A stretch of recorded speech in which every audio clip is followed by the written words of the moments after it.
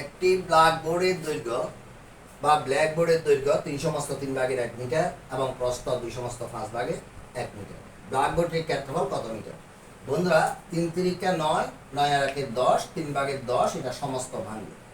আর এটা সমস্ত ভাঙলে 5 দুগুণ 10, 10 এর সঙ্গে 1 যোগ করলে 11, এটা 5 ভাগের 11, এটা 3 ভাগের 10।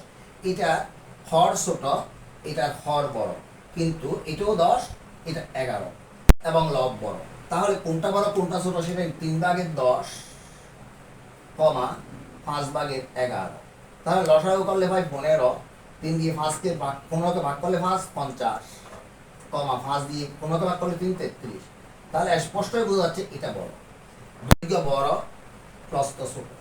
দৈর্ঘ্য বড়, প্রস্থ ছোট হলে সেটা আয়তক্ষেত্র। আয়তক্ষেত্রের ক্ষেত্রফলের সূত্র হচ্ছে দৈর্ঘ্য গুণ প্রস্থ। সুতরাং দৈর্ঘ্যকে প্রস্থ দিয়ে গুণ করে দিলে আমাদের অঙ্কের উত্তরটা বের হয়ে যাবে। তবে এখানে লক্ষণীয় যে কত মিটার নয়, কত এখানে বর্গ মিটার হয়ে যাবে, কারণ মিটারকে মিটার দিয়ে গুণ করলে বর্গ মিটার। সুতরাং ছোট করে দিচ্ছি। সুতরাং ব্ল্যাকবোর্ডটির ক্ষেত্রফল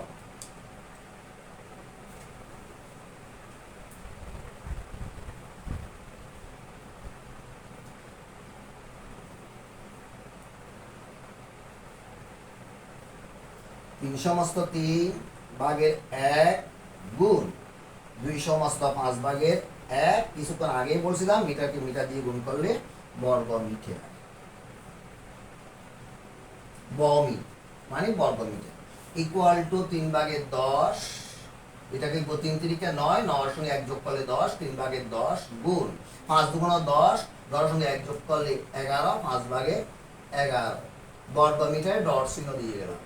এবার উপরে নিচে কাটা যায়, 5 দুগুণ 10, 11 দুগুণ 22, 3 ভাগের 22 ভাগ করলে পায় 3 সাতা 21, 7 সমস্ত 22 থেকে 21 বাদ দিলে 1, 3 ভাগের 1 বর্গ মিটার। তাহলে ব্ল্যাকবোর্ডটির ক্ষেত্রফল হচ্ছে 7 সমস্ত 3 ভাগের 1 বর্গ মিটার।